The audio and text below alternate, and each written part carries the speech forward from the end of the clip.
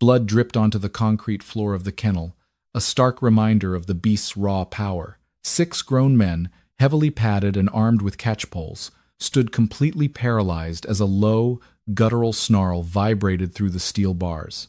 This was K9, Titan, a dog deemed so fiercely aggressive that a judge had signed his death warrant just 48 hours prior. No one dared step inside. No one, except a man carrying a white cane, whose sightless eyes stared blankly ahead. He didn't wear armor. He didn't carry a weapon.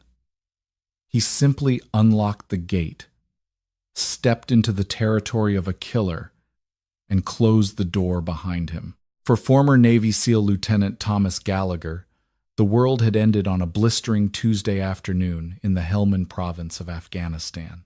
It didn't end with a grand finale or a cinematic crescendo.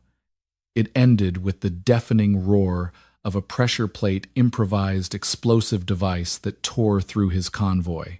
When Thomas woke up in a stark white room at Walter Reed National Military Medical Center 3 weeks later, the physical wounds were already healing. The shrapnel had been extracted, the burns were grafted, and the shattered bones were pinned, but the darkness remained.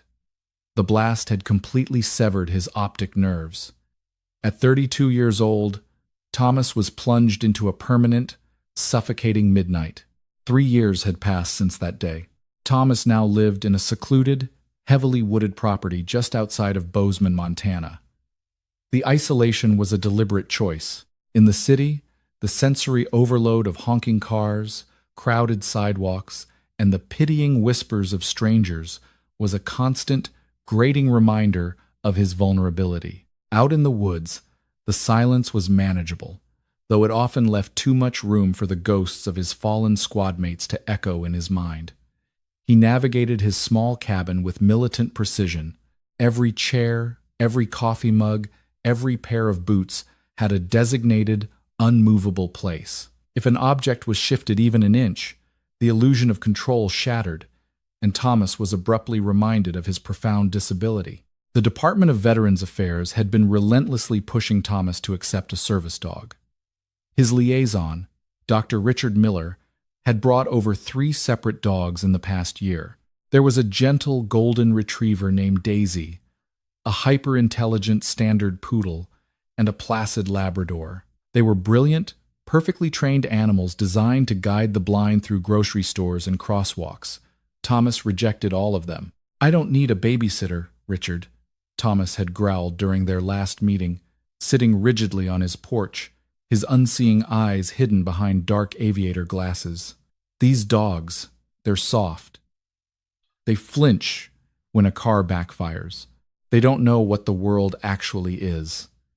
If I'm going to let another living creature into my space, it needs to understand the dark. It needs to know how to survive." Dr. Miller had sighed, the sound of rustling paperwork loud in the crisp Montana air. "Thomas, you are entirely missing the point of a seeing eye dog. They are bred for docility and guidance. You're looking for a soldier. We don't issue soldiers to blind veterans." "Then find me a broken one," Thomas had replied, his voice devoid of emotion. "Find me a dog that has seen the devil, just like I have. Otherwise, don't come back." Thomas hadn't expected Richard to take him seriously. But a month later, the phone rang. It wasn't Richard. It was a woman named Sarah Jenkins, the director of a highly specialized, desperately underfunded facility located 4 hours away in northern Idaho called the Ironclad K9 Rehabilitation Center. Ironclad didn't deal in guide dogs. They dealt in the unadoptable, the broken, and the dangerous. They took in military working dogs and police K9s that had washed out due to extreme trauma. "Mr. Gallagher." Sarah's voice had sounded strained over the receiver, tight with an exhaustion Thomas recognized well. "Dr. Miller contacted me. He said you're looking for a dog that understands war. I have one, but I need to be entirely transparent with you. He is not a guide dog. He is a lethal weapon, and he is scheduled to be euthanized on Friday morning. If you want to meet him, you need to be here by tomorrow." Thomas hadn't hesitated. He packed a small duffel bag, called his brother William to act as his driver, and began the long journey toward Idaho. As the truck tires hummed over the asphalt, Thomas leaned his head against the cold glass of the window, feeling the vibration of the road. He didn't know what he was walking into, but for the first time in 3 years, the hollow void in his chest felt a strange, terrifying spark of anticipation. Sarah Jenkins stood in front of enclosure 4, her arms crossed tightly over her chest. The chain-link fencing was reinforced with heavy-duty steel mesh, a modification made specifically for the current occupant. Inside, pacing the perimeter with the fluid, predatory grace of a caged wolf, was Titan. He was a 110-pound German shepherd, bred in the elite kennels of Eastern Europe before being imported by the United States Department of Defense. Titan's coat was a deep, striking sable, almost black along his spine, blending into a dark, rusty mahogany around his muscular legs. But it was his eyes that unsettled most people, a piercing, intelligent amber that seemed to calculate every movement around him. Titan had begun his career at the pinnacle of canine service. He had been trained by Naval Special Warfare, a certified SEAL assault dog. He had deployed twice to Syria, performing halo jumps strapped to a handler's chest, clearing compounds, and sniffing out explosive caches under intense enemy fire. He was a perfect asset, fearless, disciplined, and utterly lethal when commanded. But military budgets fluctuate, and working dogs age. At 5 years old, after his SEAL handler was reassigned to a desk role following a severe injury, Titan was transitioned back stateside. Because of his exceptional drive and combat experience, he wasn't retired. He was transferred to the Seattle Police Department's elite SWAT division. He was paired with Officer David Sterling, a seasoned veteran of the force. For 2 years, they were the tip of the spear in high-risk narcotics raids and hostage rescues. Titan loved Sterling. The bond between a handler and a combat dog is not merely affection, it is a shared nervous system. They breathed together. They fought together. Then came the night at the shipyard. It was supposed to be a standard raid on a smuggling operation, but the intelligence was severely flawed. The SWAT team walked into an ambush. 3 officers went down in the initial volley of automatic fire. Officer Sterling was hit twice in the chest. As Sterling collapsed onto the rain-slicked concrete, bleeding out rapidly, Titan's conditioning fractured. The disciplined military dog vanished, replaced by a desperate, grieving animal acting entirely on primal instinct. Titan stood over Sterling's body and declared war on the world. He didn't just attack the cartel gunmen who tried to advance on the position. He tore through them with a ferocity that traumatized the surviving officers. But the tragedy didn't end when the shooting stopped. When the paramedics rushed in to save Sterling, Titan, covered in blood and driven mad by the scent of his dying handler, turned on them. He didn't recognize uniforms or medical bags. He only saw threats approaching the man he loved. He mauled a paramedic, breaking the man's arm and nearly severing an artery before 3 SWAT officers managed to wrestle him to the ground and sedate him with a heavy dose of ketamine. Sterling died on the operating table. Titan woke up in a steel cage at Animal Control. The Seattle Police Department had no choice. A dog that attacks emergency medical personnel is a catastrophic liability. Despite his decorated military service, Titan was labeled vicious, unmanageable, and suffering from severe canine PTSD. He was legally condemned.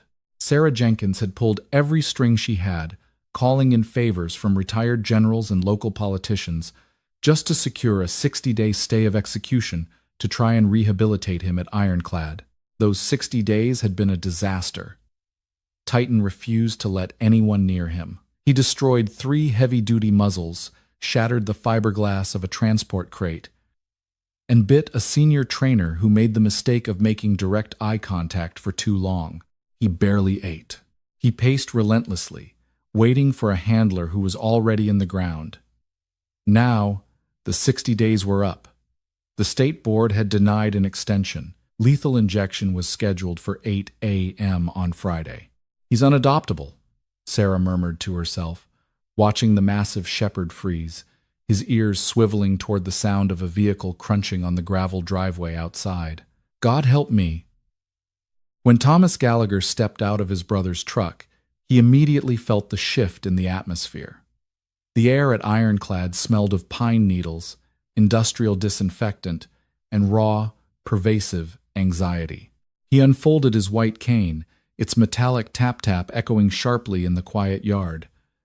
Sarah walked out to meet him, her footsteps heavy and hesitant. "Mr. Gallagher." "I'm Sarah Jenkins," she said, her voice trembling slightly. "Just Thomas, please," he replied, turning his face precisely toward the sound of her voice. Sarah hesitated, looking from the blind man's scarred face to his brother, William, who looked equally terrified. "Thomas, I need to be perfectly clear before we go inside. Titan is not just difficult. He is actively dangerous. He has a confirmed bite history on friendly personnel. If he gets loose, he could kill you. I brought you here because I was desperate. But looking at you now, I think this is a terrible mistake." Thomas's jaw tightened. "Miss Jenkins, I lost my sight pulling 2 of my men out of a burning Humvee while taking small arms fire from 3 directions. I am intimately familiar with dangerous situations. If the dog is going to kill me, he'll have to get in line. Take me to him." Sarah swallowed hard. "Okay. But you follow my instructions to the letter. He is in a reinforced indoor run. He will be muzzled, and there will be 2 handlers with catchpoles inside the room. You do not reach for him. You do not crowd him." "Understood," Thomas said flatly. The air inside the main kennel building was thick with the scent of frightened animals. But as Sarah led Thomas down the long concrete corridor toward enclosure 4, the other dogs went completely silent. It was an eerie, unnatural quiet. Animals know when an apex predator is in the room. "We're here," Sarah whispered, her hand trembling as she punched the code into the electronic lock of the heavy steel door. Thomas felt a sudden change in the air pressure as the door swung open. Instantly, a sound hit him that made the hair on his arms stand up. It wasn't a bark. It was a low, resonant vibration, a rumbling growl that felt like an engine idling deep within a cavern. It was a sound of pure, unadulterated warning. "Easy, Titan," a male voice said nervously from the corner of the room. Thomas recognized the metallic clink of a catchpole adjusting. Thomas stood perfectly still in the doorway. He didn't use his cane to sweep the room. He didn't want to startle the animal. Instead, he closed his eyes beneath his dark glasses, relying entirely on his remaining senses. The room was roughly 20 by 20 feet, judging by the echo. He could smell the sharp tang of adrenaline mostly coming from the handlers and the distinct, musky scent of a large canine. He heard the clicking of heavy claws on concrete as Titan paced, the rhythm erratic and agitated. "He's in the center," Sarah whispered from right behind Thomas. "He has a reinforced leather muzzle on. The handlers have him cornered, but he's fighting the poles." "Tell the handlers to drop the poles," Thomas commanded quietly. Sarah gasped. "Thomas, absolutely not. He will lunga. He's lunging because he's cornered by men with weapons," Thomas said, his voice dropping into the authoritative, icy tone he used to use on the battlefield. "He's a SEAL assault dog. He knows what a weapon is. He thinks he's being interrogated. Drop the poles." Now, there was a tense silence, broken only by Titan's escalating snarls. "Do it!" Sarah finally ordered the handlers, her voice cracking. Thomas heard the heavy aluminum poles clatter to the concrete. The sudden noise made Titan bark a deafening, concussive sound that echoed off the cinderblock walls. But Thomas didn't flinch. He didn't take a step backward. He stood completely rooted to the spot, his breathing slow and measured. In the darkness of his mind, he wasn't in a kennel in Idaho. He was back in the desert, sizing up a volatile situation, projecting absolute, unshakable calm. "Now," Thomas said, his voice barely above a whisper, Everyone get out. Thomas, are you insane? William yelled from the hallway. I am not leaving you in a room with a killer dog. William. Shut the door and stay out, Thomas barked. Reluctantly, terrified of sparking a sudden attack, Sarah and the handlers backed out of the room, pulling William with them. The heavy steel door clicked shut. Thomas was alone with Titan. The dog stopped pacing. Thomas could hear the heavy, raspy breathing coming through the leather muzzle. Titan was roughly 10 feet away, staring at the strange, blind intruder. Thomas knew the dog was evaluating him. In the animal kingdom, weakness is quickly exploited, but Thomas wasn't projecting weakness. He stood tall, his shoulders squared, radiating the quiet confidence of a man who had faced death and walked away. Slowly, deliberately, Thomas reached up and removed his dark glasses, slipping them into his jacket pocket. He then collapsed his white cane and placed it gently on the floor. He wanted nothing between him and the dog. I know, Thomas spoke into the silence. His voice was deep, resonant, and entirely calm. I know how loud it is in your head. Titan let out a short, sharp huff of air, taking one step forward. His claws clicked on the concrete. Thomas slowly lowered himself, dropping down onto one knee. It was a submissive posture, but executed with absolute control. He rested his hands palms up on his thighs. They don't get it, do they? Thomas continued talking, his tone conversational, as if he were speaking to an old friend in a bar. They think you're crazy. They think you're broken, but you're just doing your job. You're still protecting him. Even though he's gone, Titan took another step. The low growl started again in his chest, vibrating across the floorboards. You failed your handler, Thomas said, the words heavy with his own unresolved grief. You couldn't save him, and now you don't know what to do with all this violence inside you. I know the feeling, buddy. God, I know the feeling. Thomas's mind flashed to his two men, Miller and Jenkins, screaming in the burning Humvee as his vision went white. A single tear escaped his sightless right eye, tracking down the scarred tissue of his cheek. Outside the room, looking through a small, reinforced window, Sarah held her breath, her hand hovering over the panic button. Titan was now only 3 feet from Thomas. The massive dog lowered his head, his ears pinned flat against his skull. The muscles in his hind legs coiled like springs. If he lunged, even with a muzzle, the sheer blunt force impact could break Thomas's neck. Thomas didn't move. He simply waited. Then, the extraordinary happened. Titan didn't smell fear on Thomas. He smelled the familiar scent of gun oil, standard-issue boot polish, and the faint, lingering odor of cordite that seems to permanently embed itself in the pores of combat veterans. But more importantly, he heard the cadence of Thomas's voice. It wasn't the high-pitched, nervous tone of the civilian handlers. It was the grounded, rhythmic baritone of a commanding officer. Titan took the final step. Thomas felt the hot, damp breath of the dog against his neck. He held completely still, suppressing every instinct to pull away. Titan sniffed Thomas's collar, moving up to the side of his face, his cold leather muzzle pressing gently against the deep burn scars on Thomas's cheek. For 30 agonizing seconds, neither man nor dog moved. Then Thomas slowly raised his right hand. Outside, Sarah gasped, preparing for the dog to strike. But Thomas didn't reach for Titan's head. Instead, his fingers brushed against the heavy leather straps of the muzzle behind the dog's ears. You don't need this with me, Thomas whispered. With a deft, practiced movement, Thomas unbuckled the heavy iron clasp. The leather muzzle fell to the concrete floor with a soft thud.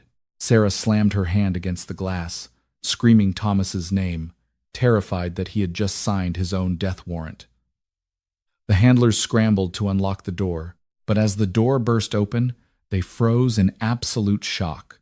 Titan, the most dangerous dog the state had seen in a decade, the beast that had torn through armed men and hospitalized a paramedic, wasn't attacking. Instead, The massive German Shepherd had collapsed his front legs, pressing his large head firmly onto Thomas's combat boots, letting out a long, shuddering sigh. Thomas's scarred hand was resting gently on the back of the dog's neck, his fingers buried in the thick fur. "It's okay," Thomas was whispering, tears now flowing freely from his unseeing eyes, falling onto Titan's dark coat. "We're going home. Stand down, soldier. Your watch is over." For the first time since the night in Seattle, Titan closed his eyes and slept. The drive back to Bozeman, Montana, was shrouded in a tense, expectant silence. In the back seat of Williams F-250, Titan lay entirely still. He wasn't panting. He wasn't whining. His heavy amber eyes remained fixed on the back of Thomas's headrest. William, white-knuckling the steering wheel, checked the rearview mirror every 30 seconds, half expecting the 110-pound German Shepherd to snap out of his trance and tear through the cab. But Titan didn't move. The leather muzzle remained unbuckled on the floorboard.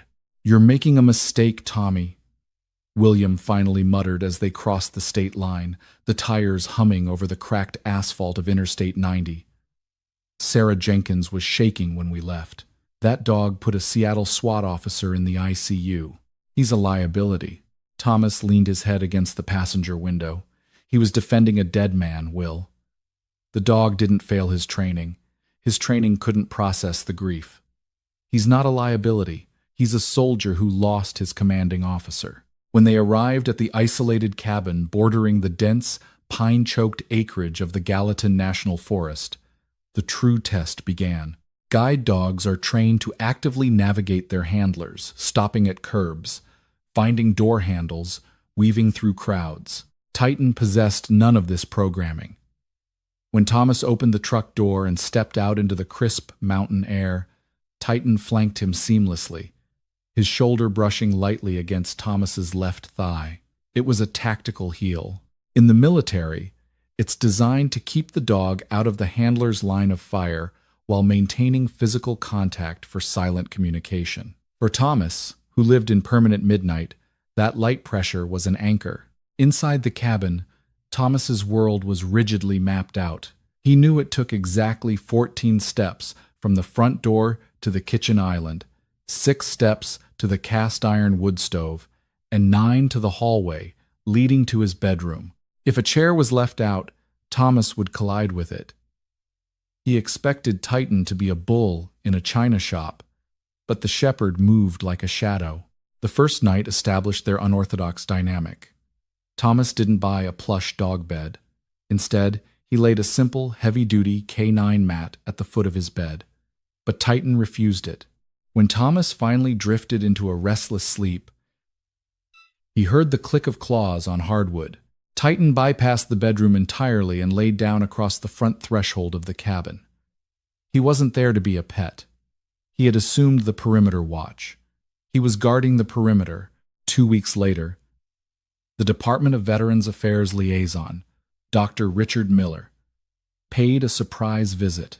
As Miller's sedan crunched up the gravel driveway, Thomas was sitting on the porch, running his hands over the disassembled parts of a Remington 870 shotgun, cleaning the mechanism entirely by touch. Miller stepped out of his car, holding a thick clipboard.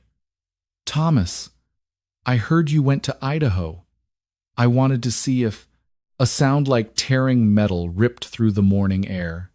Titan had materialized from the shadows of the porch, interposing his massive frame between Thomas and the doctor. The dog's lips curled back, exposing 2 inches of pristine, lethal canine teeth. He didn't bark. He just emitted that terrifying, resonant rumble that shook the floorboards. Miller froze, dropping his clipboard in the dirt. "Good God, Thomas! Call him off!" Thomas didn't flinch. He calmly slid the barrel of the shotgun back into the receiver, the metallic clack sharp and deliberate. He didn't raise his voice. He didn't yell. He simply uttered a single, low command in Dutch, the traditional language of high-level protection dog training. Zit. Instantly, the growling ceased. Titan dropped his hindquarters onto the wooden deck, his eyes still locked on Miller, his body coiled with kinetic energy, but completely obedient. "He's not a guide dog, Richard," Thomas said, wiping his hands on an oil rag. "He's a watchman." "He's a menace," Miller stammered, backing up slowly toward his car. "Thomas, the VA cannot sanction this. If that animal bites a civilian, you will lose your home, your benefits, and they will put the dog down. You cannot control a lethal weapon when you can't even see what he's aiming at." "I don't need to see," Thomas replied coldly, standing up and letting his left hand rest on Titan's broad, muscular neck. "I can feel his heart rate. I can feel the tension in his shoulders. He is my eyes, Richard. And unlike your golden retrievers, he knows exactly what to do when the monsters come out." Miller left in a hurry, his tires spinning in the gravel. That night, the first true validation of their bond occurred. It wasn't a physical threat, but a psychological one. Around 2 a.m., the ghosts of the Helmand province visited Thomas. He was trapped in a violently vivid night terror, thrashing in his bed, choking on the phantom smell of burning diesel and copper blood, shouting the names of his fallen squad mates. Suddenly, a heavy weight pinned his chest. The thrashing stopped. Thomas gasped, his sightless eyes wide open in the dark, his hands flying up to strike whatever was holding him down. His fingers met thick fur and a heavily muscled chest. Titan was standing over him, straddling his torso, pressing his massive, warm head firmly against Thomas's neck. It was deep pressure therapy, an instinctual behavior the dog had developed, grounding the veteran's spiraling nervous system with sheer, undeniable physical presence. Thomas's breathing slowed. He wrapped his arms around the beast of Seattle, burying his face in the coarse sable fur. "I've got you," Thomas whispered into the dark room. "I've got you, buddy." Titan let out a long breath, finally resting his weight fully against the blind man. The silent contract was signed. The brutal Montana winter arrived by late November, blanketing the Gallatin Valley in 3 feet of snow and dropping temperatures well below zero. The isolation of Thomas's cabin became absolute. The county snowplows rarely made it up his private, winding logging road, leaving him and Titan entirely cut off from the small, bustling town of Bozeman. It was precisely how Thomas liked it. But out in the deep woods, isolation breeds opportunists. It started subtly. Thomas's remaining senses had sharpened to an agonizing degree to compensate for his blindness. He could hear the distinct sound of a pine branch snapping under the weight of snow versus the sharp, unnatural crack of a branch stepped on by a heavy boot. On a frigid Tuesday afternoon, while chopping firewood near the tree line, Thomas paused. The wind had shifted, carrying a faint, acrid chemical odor. It smelled sharp, metallic, and entirely out of place in the pristine wilderness. Anhydrous ammonia. Beside him, Titan suddenly stiffened. Thomas felt the heavy, rhythmic thud of the dog's tail stop. Titan pressed his nose firmly against Thomas's left knee, a silent, trained alert. The dog was signaling a foreign presence, a target, somewhere out in the blinding white expanse of the forest. "Easy," Thomas whispered, dropping his splitting maul and slowly wiping the sawdust from his heavy Carhartt jacket. He focused his hearing, filtering out the wind, far off, nearly half a mile away on the northern ridge of his property, a rugged, inaccessible stretch of land. He heard the unmistakable, muffled cough of a heavy-duty diesel generator. Someone was camping on his land. And given the chemical smell, they weren't roasting marshmallows. Thomas retreated to the cabin, locking the heavy deadbolts. He called his brother. "Will, someone set up a cook site on the North Ridge." "Meth?"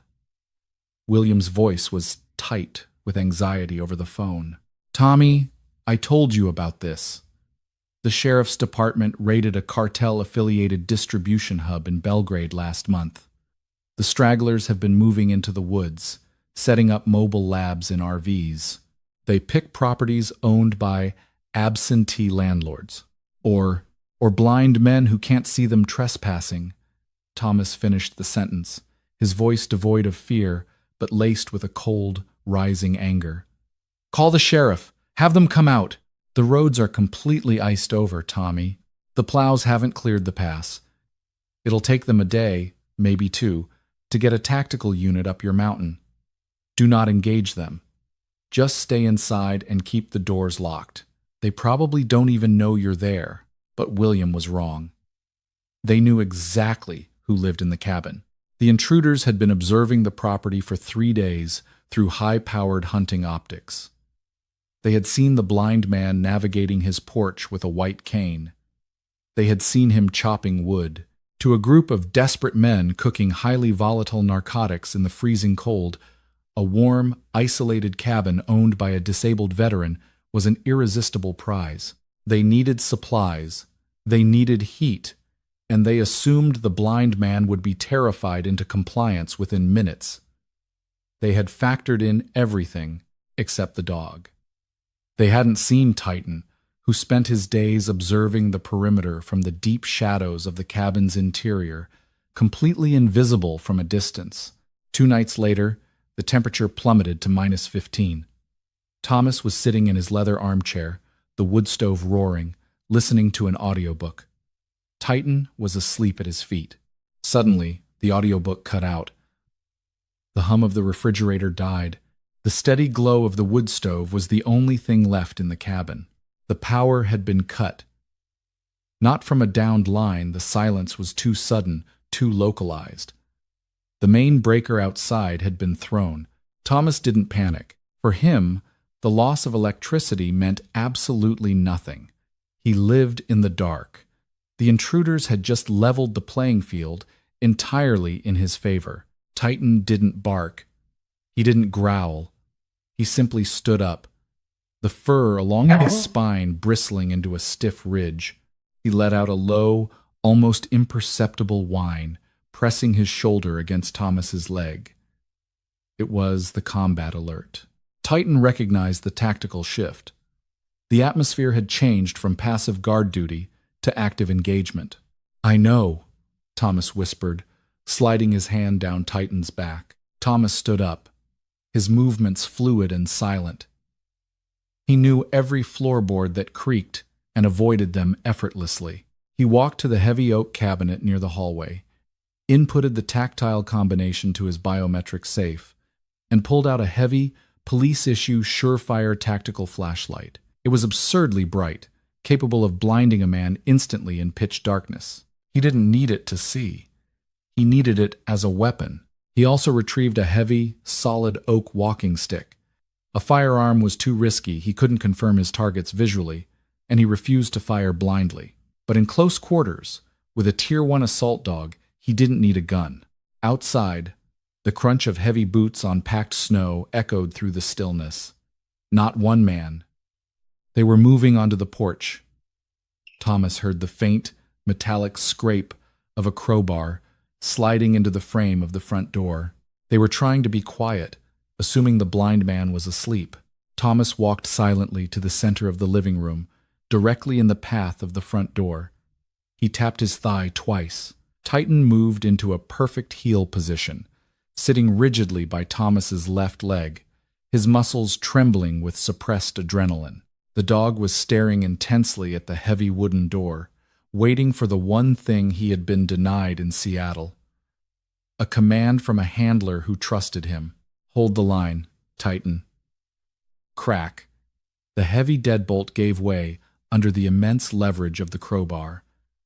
The front door swung open, letting in a blast of freezing wind and a swirl of snow. 3 men stepped into the pitch-black cabin, their heavy boots thudding against the hardwood. They clicked on cheap, dim LED flashlights, the beams cutting erratically through the dark, trying to illuminate the living room. "Hey, old man," the lead intruder barked, his voice rough and laced with nervous energy. He racked the slide of a 9mm pistol, the sound echoing loudly in the small space. "We know you're in here! Come out with your hands up, and nobody gets hurt. We just want your keys and your pantry." Thomas stood completely still in the center of the room, 15 feet away. He closed his eyes beneath his dark glasses, letting his hearing paint a perfect, high-definition map of the room. He heard the heavy breathing of the man on the left. He smelled the cheap tobacco and chemical residue on the man in the center. He heard the shuffling, hesitant steps of the man on the right. The intruders swung their flashlights around, the beams finally landing on the figure standing in the center of the room. They froze. The blind man wasn't cowering. He wasn't reaching for a phone. He was standing with military posture, staring blankly ahead, holding a thick oak stick. And sitting beside him, its amber eyes reflecting the flashlight beams like twin fires from hell, was a monster. Titan's lips were pulled back in a silent, terrifying snarl, his massive chest expanding and contracting. "What the hell is that?" the man on the right whispered, taking a step back. "Shoot the dog," the leader yelled, raising his pistol. But Thomas was faster. He didn't need to see the gun. He heard the leather of the man's jacket stretch as his arm raised. Thomas hit the button on the surefire flashlight, pointing it dead center at the intruders. A blinding, searing wall of 1,000 lumen white light exploded in the pitch-black room, completely washing out the intruders' vision. They screamed, throwing their hands over their eyes, the leader firing a wild, panicked shot that slammed into the ceiling, raining drywall dust onto the floor. In the exact millisecond the gun went off, Thomas dropped the flashlight and delivered the command that the intruders would hear in their nightmares for the rest of their lives. "Fass." The command, a sharp, guttural German word meaning bite, severed the leash on Titan's restraint. The dog didn't just run. He launched himself across the living room with the explosive kinetic force of a heat-seeking missile. 110 pounds of muscle, teeth, and pent-up fury crossed the 15-foot gap in less than a second. Titan didn't go for the screaming men blindly. His SEAL training overrode his predatory instinct. He recognized the immediate threat: the man with the firearm. The lead intruder, completely blinded by the afterimage of the tactical flashlight burning his retinas, was wildly swinging his pistol to aim at the sound of the rushing dog. He never stood a chance. Titan hit him squarely in the chest, the sheer blunt force impact shattering two of the man's ribs and throwing him violently backward onto the hardwood floor. Before the man could even register the pain of the fall, Titan's jaws clamped down on his right forearm with bone-crushing pressure. The pistol clattered uselessly across the floorboards. The man let out a horrifying, agonizing shriek, thrashing in the dark.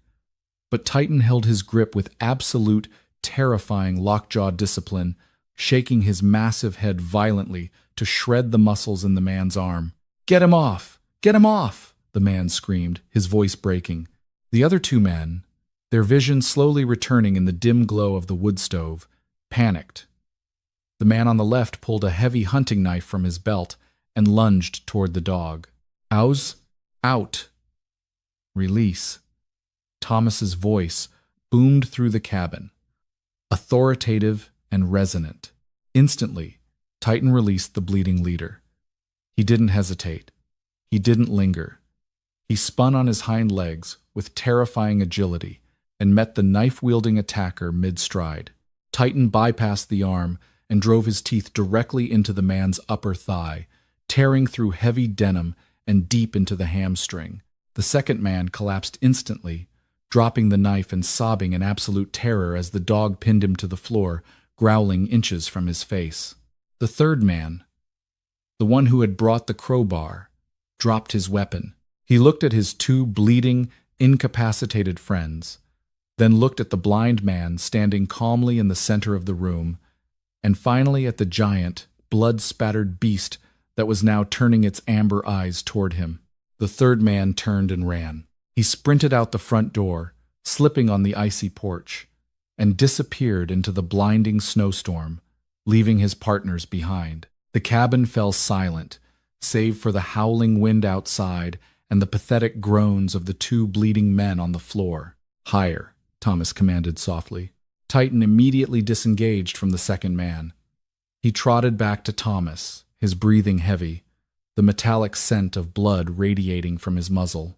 He sat perfectly straight at Thomas's left leg, his tail sweeping across the floor in a slow, rhythmic thump.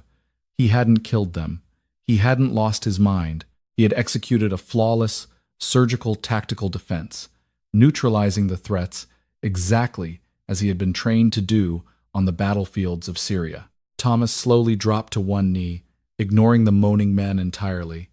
He reached out, his scarred hands finding Titan's massive head. He ran his fingers over the dog's ears, down his neck, feeling the rapid pulse of the animal's heart slowing down. He didn't feel a monster. He felt a partner.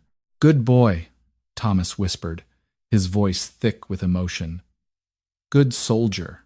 Thomas stood up, pulled his cell phone from his pocket, and hit a speed dial button. It took 4 rings before William picked up, his voice groggy. "Tommy? It's 3 in the morning. What's wrong?" "The power's out, Will," Thomas said calmly, walking toward the kitchen to grab a roll of gauze. He knew the men would need basic first aid to stop from bleeding out before the authorities arrived. "And you can call the sheriff now.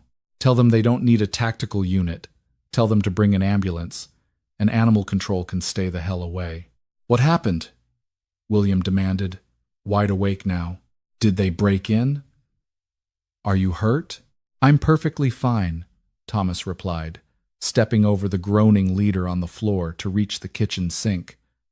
"But Titan and I had a disagreement with the locals. Turns out the dog remembers his training just fine. By dawn, the county snowplows had finally cleared a path for the sheriff's deputies and paramedics. When they breached the cabin, guns drawn, they found a surreal scene. The 2 intruders were sitting on the floor, their wounds tightly wrapped in clean white gauze, shivering in fear. Thomas Gallagher was sitting in his leather armchair, drinking a cup of black coffee, listening to the morning news on a battery-powered radio, and lying completely relaxed at his feet, chewing lazily on a heavy rubber Kong toy, was Titan. When the paramedics moved in to load the intruders onto stretchers, they eyed the massive German shepherd nervously, remembering the reports from Seattle. But Titan didn't even raise his head. He just let out a soft huff of air and leaned closer to Thomas's boots. The threat was neutralized. His watch was over. He was no longer a grieving, broken weapon lashing out at ghosts. He had a handler again. Doctor Richard Miller visited one last time a month later, standing tentatively on the porch, refusing to come inside. He had read the police report. He looked at the blind veteran, whose face seemed more relaxed, more alive than it had been in 3 years. He looked at the giant dog sitting obediently by Thomas's side, watching him with calm, intelligent eyes. "I suppose," Miller said, clearing his throat awkwardly, "we will close your file for a guide dog, Mr. Gallagher. It seems you have found suitable accommodations." Thomas smiled, a genuine, rare expression that reached his sightless eyes. He reached down, burying his hand in the thick fur at the scruff of Titan's neck. "He's a little rough around the edges, Richard. But then again, so am I. We see perfectly fine in the dark." The beast of Seattle had finally found his way home, and the blind seal had finally found a light he could trust. Spring thawed the Gallatin Valley, turning the impenetrable snowdrifts into rushing, muddy creeks that carved through the dense Montana timber. For Thomas Gallagher and Titan, the changing of the seasons marked a profound evolution in their partnership. The aggressive, traumatized police K9, who had arrived in a reinforced steel cage, had not been tamed, but rather he had been focused. Thomas spent hours every day in the sprawling acreage behind the cabin, building an entirely new communication system with the dog. Traditional guide dogs rely on heavy leather harnesses with rigid handles, steering their handlers through physical leverage. Thomas discarded the harness entirely. Instead, he relied on a standard tactical collar and a thick, 2-foot biothane leash combined with a language of subtle physical cues. If a fallen pine tree blocked the trail, Titan wouldn't just stop. He would press his heavy shoulder against Thomas's left calf, leaning his weight to guide the blind veteran around the obstacle. If there was a sudden drop-off, Titan would sit instantly, refusing to move until Thomas had swept the terrain with his cane. They became a single, seamlessly integrated organism. Thomas provided the emotional regulation and the calm, strategic mind, while Titan provided the eyes and the lethal, unyielding protection. However, the quiet sanctuary they had carved out was living on borrowed time. The three men Titan had neutralized during the Winterhome invasion were not independent drifters. They were bottom-tier cooks for a sprawling, vicious methamphetamine syndicate operating out of the Pacific Northwest, pushing product down from British Columbia. The local operation was managed by a man named Silas Cole. Silas was not a street-level thug.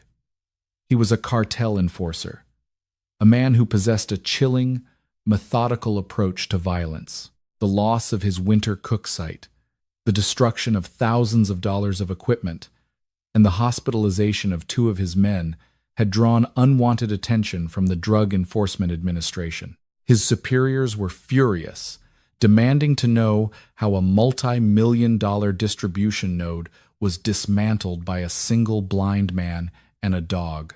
Silas's reputation was bleeding out, and in his world, a bruised ego was typically cured with absolute, terrifying retaliation. Through paid informants within the county court system, Silas easily acquired the police reports from the winter break-in. He sat in a dim, smoke-filled office in an auto body shop in Bozeman, reading the name Thomas Gallagher, former Navy SEAL. Medical discharge. And the dog, K9 Titan, military assault dog. "You don't just shoot a guy like that," Silas murmured to his second-in-command, a heavily tattooed man named Briggs, as he tossed the file onto a metal desk. "He's a martyr. The town will rally around a blind veteran. We don't need a police investigation. We need an act of God." "So, what's the play?" Briggs asked, cracking his knuckles. "We wait for him to come into town?"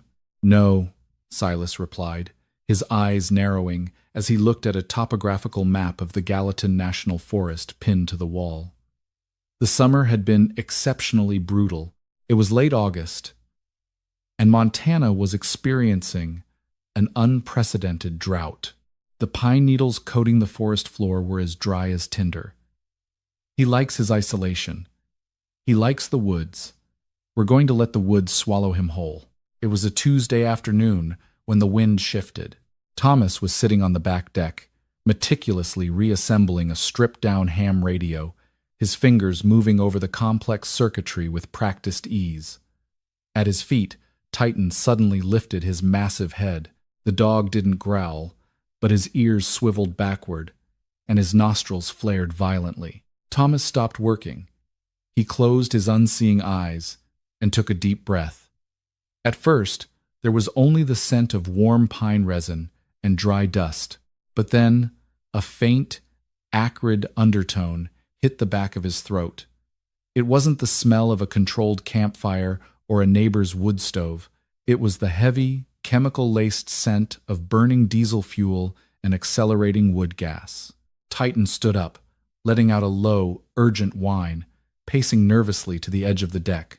"I smell it, buddy," Thomas said, his voice completely level, though his heart rate began to climb. He stood up, turning his face toward the southern ridge of his property. The wind was howling, blowing steadily at 30 miles per hour, directly toward the cabin. Suddenly, the ham radio crackled to life, scanning through emergency frequencies. A panicked dispatcher's voice broke through the static. All units, we have a confirmed multi-point ignition wildland fire in the Gallatin sector, moving aggressively north. Wind speeds are pushing the crown fire toward the Gallagher property. Evacuation routes on Logging Road 4 are completely compromised. Repeat. The main road is cut off by a wall of flame. Thomas's jaw tightened. A multi-point ignition. Forest fires didn't start in 3 separate, perfectly spaced locations simultaneously by accident. He had been targeted. "They boxed us in," Thomas whispered. The roar of the approaching inferno began to register a deep, guttural sound like a dozen freight trains rushing through the valley. The air temperature spiked violently, and the sky, though Thomas couldn't see it, turned a bruised, apocalyptic shade of orange as thick, choking black smoke blotted out the sun.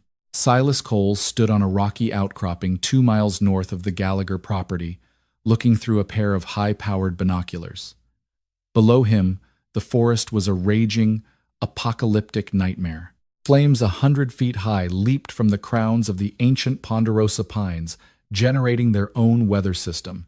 The heat updrafts pulled in oxygen with a terrifying roar, creating fire tornadoes that snapped massive trees like toothpicks. "Nobody survives that!" Briggs shouted over the roar of the wind, shielding his face from the intense, radiating heat. "The road is gone. The cabin is going to be ash in 10 minutes. Make sure," Silas commanded coldly. He gripped a suppressed tactical rifle. If the veteran miraculously makes it to the riverbed, put him down. Blame it on the smoke inhalation. Inside the cabin, the smoke alarms were shrieking in a deafening, chaotic chorus. The heat radiating through the walls was already blistering the paint. Thomas moved with brutal efficiency. He strapped a heavy leather tracking harness, one he had explicitly kept for extreme emergencies, onto Titan. He grabbed a soaked wool blanket, a specialized respirator mask from his combat gear, and his folding cane. "Listen to me," Thomas commanded, kneeling down and taking Titan's massive head in his hands. The dog was panting heavily, his eyes wide with instinctual panic as the smoke thickened, burning their lungs. "The road is dead. We can't go north. We have to go east, down the ravine to the river. It's steep, it's rough, and I cannot see a damn thing. You are the navigator today, Titan. Do you understand? Zoikin?" It was the Dutch command for search or find the path. Titan let out a sharp bark, licking Thomas's face once before pulling hard against the heavy leather harness. Thomas threw open the back door. A wall of blistering heat slammed into him, singeing the hair on his arms instantly. The noise was absolute. Deafening chaos, trees exploding from the expanding sap, the roar of the wind, the crackle of burning brush. To a sighted person, the thick, black smoke would have been blinding and disorienting. But Thomas Gallagher was already blind. The loss of visibility meant nothing to him. He relied entirely on the tension of the leather strap connecting him to the 110-pound beast leading the way. They plunged into the burning forest. Titan's instincts were incredible. He didn't just run blindly. He navigated the shifting landscape of fire with tactical precision.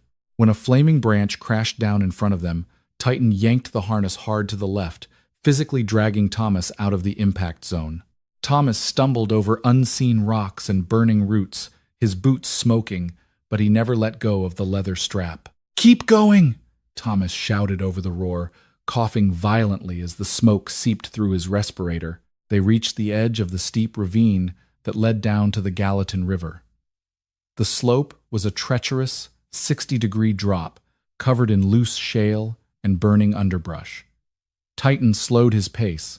He dug his heavy claws into the dirt, acting as an anchor, slowly guiding Thomas down the perilous descent. Every time Thomas slipped, Titan would brace himself, taking the full weight of the grown man to prevent them both from tumbling into the inferno below. But the cartel hadn't just set the fire, they had anticipated the escape route.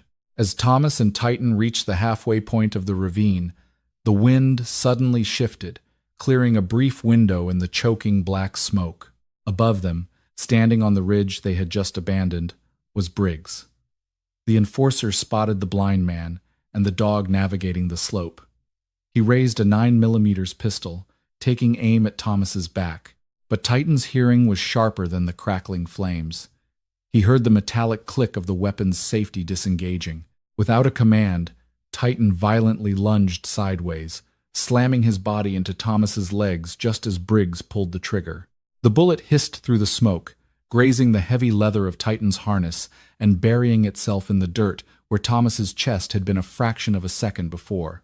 Thomas fell hard against a jagged rock, his cane snapping in two. "Titan!" he yelled, disoriented by the sudden impact. Titan didn't retreat. He turned back toward the ridge, his lips pulled back in a terrifying snarl. But he didn't run up the hill. His training held. His primary objective was the extraction of his handler. He grabbed the broken end of Thomas's heavy canvas jacket in his teeth and pulled with all his might, urging the injured seal back to his feet. Briggs cursed, raising his gun for a second shot. But the delay cost him his life. The fire had weakened the root system of a massive, dead, 80-foot pine tree standing directly behind the enforcer. With a sickening groan that was entirely masked by the roar of the firestorm, the giant tree gave way.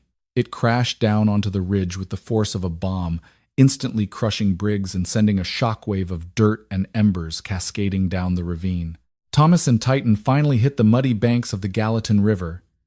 The water was frigid, a shocking contrast to the blistering heat of the air.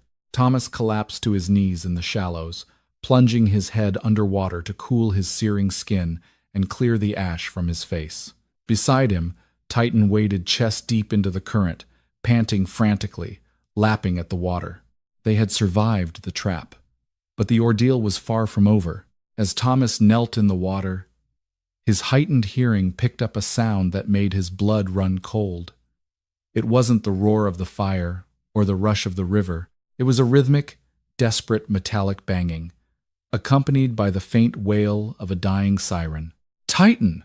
Thomas rasped, pulling himself upright, water pouring from his scarred face. "Heel!" The dog instantly returned to Thomas's side, pressing against his wet leg. Thomas followed the sound, wading downstream along the edge of the riverbank, the heat from the burning forest on their right side baking them like an oven. 100 yards downriver, the smoke cleared enough for a horrific scene to reveal itself. A heavy-duty brush fire truck, dispatched by the county to cut off the blaze, had been run off the narrow logging road by the collapsing hillside. It had tumbled down the embankment and crashed heavily into the rocky shallows of the river.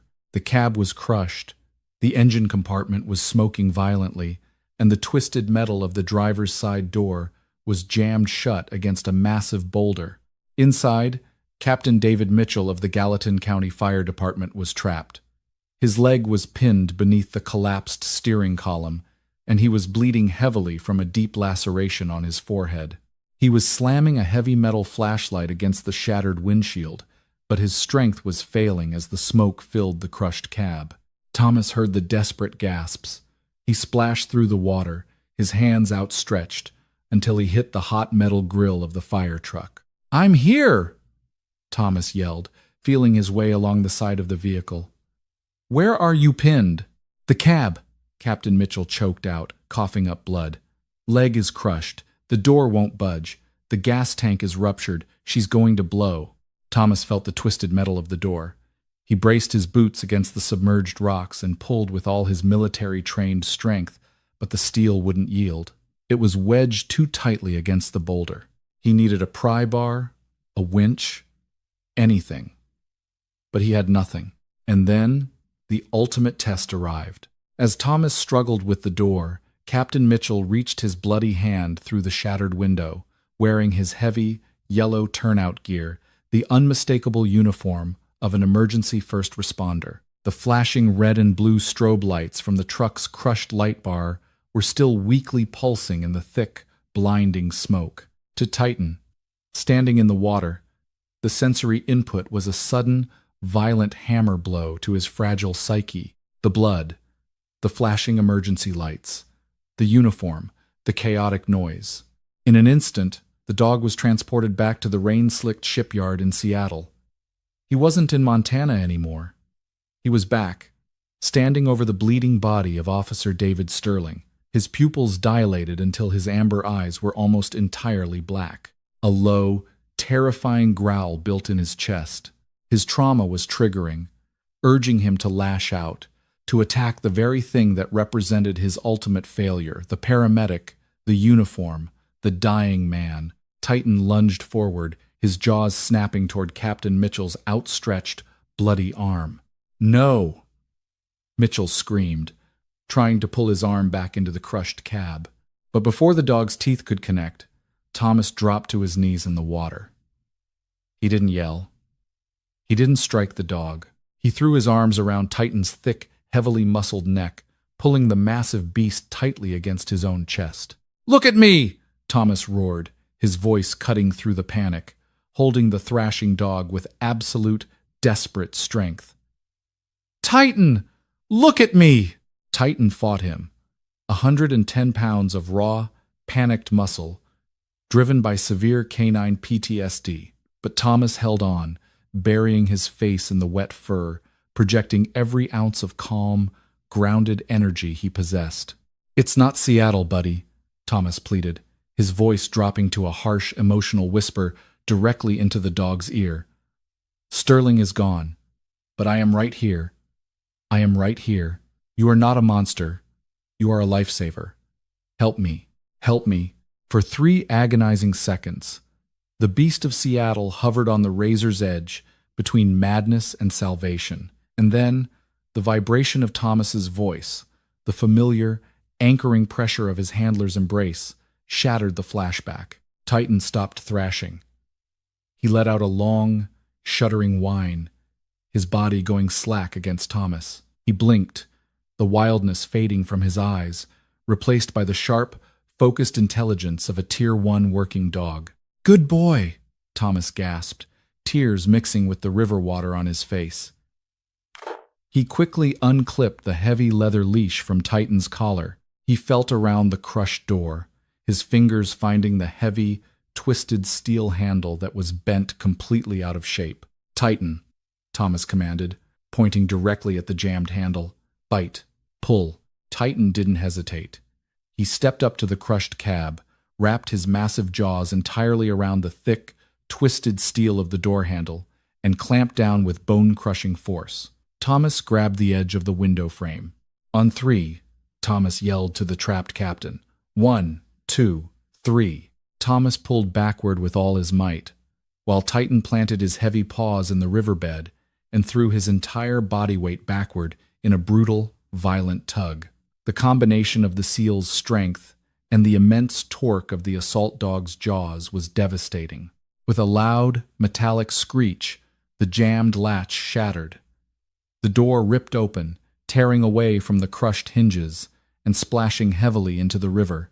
Thomas immediately reached in, grabbing Captain Mitchell by the heavy straps of his turnout gear, and hauled the bleeding man out of the cab just as a massive pocket of fire rolled over the embankment above them. "I can't walk," Mitchell groaned, collapsing into the shallow water. Thomas grabbed the captain's left arm, throwing it over his own shoulder. "Titan, guide us!" Titan moved instantly to Thomas's left side, pressing his shoulder firmly against the blind man's thigh. He navigated them slowly, deliberately, down the center of the shallow river, away from the burning wreckage. Less than 2 minutes later, the fire truck's fuel tank ignited, sending a massive fireball into the smoke-choked sky. But they were already safely downstream, guided by a dog who had finally conquered his deepest demons. When the massive county rescue helicopters finally spotted them 3 hours later, hovering over a wide, rocky sandbar, the flight paramedics expected the worst. They dropped down on hoist lines, rushing toward the 3 figures huddled on the rocks. What they found left them completely speechless. Captain Mitchell was lying on his back, his crushed leg stabilized by a makeshift splint fashioned from broken river reeds and heavy biothane strapping. Thomas Gallagher was sitting cross-legged next to him, his sightless eyes hidden behind soot-stained sunglasses, completely calm despite the apocalyptic destruction surrounding them. And lying directly across Captain Mitchell's chest, applying gentle, rhythmic pressure to keep the injured, shivering man warm, was K9, Titan. The dog who had once tried to kill a paramedic was now gently licking the soot from the injured firefighter's face, performing deep pressure therapy in the middle of a war zone. "Is the dog safe?"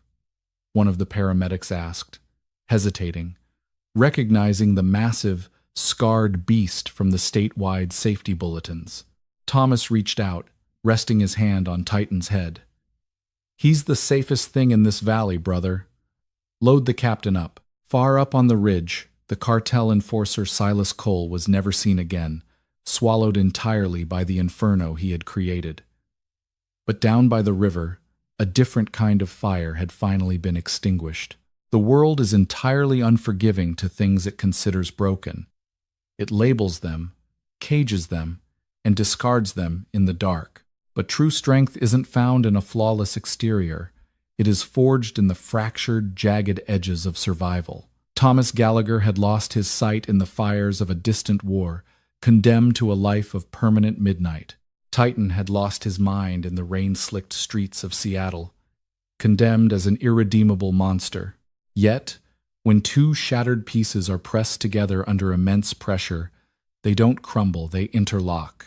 They had saved each other from the isolation of their own trauma. Titan became the eyes that Thomas had lost, navigating a treacherous world with unyielding loyalty. In return, Thomas